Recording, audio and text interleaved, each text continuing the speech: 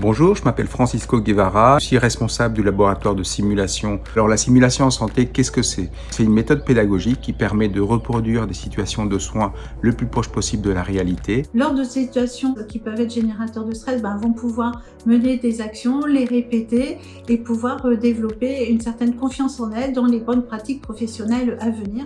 Moi, je suis Maëva, étudiante infirmière en 2e année et du coup, la simulation, c'est vraiment quelque chose qui nous aide énormément parce que ça nous permet de nous mettre en situation réelle, entre guillemets, mais avec possibilité de faire des erreurs. Comme ça, quand on se retrouve en stage dans des vraies situations, on est beaucoup moins stressé et on appréhende moins.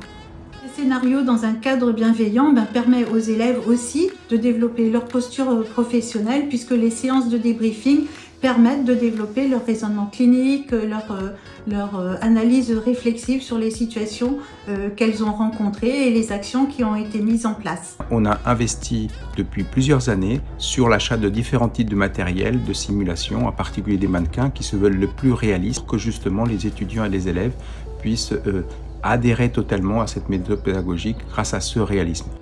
Aujourd'hui, nous avons besoin de moyens financiers importants afin de continuer à travailler avec cette méthode pédagogique qu'est la simulation en santé. Ces moyens financiers vont nous permettre d'acheter des mannequins soit électroniques, soit hyper réalistes ou d'autres matériels de simulation comme des lits médicalisés adultes ou enfants.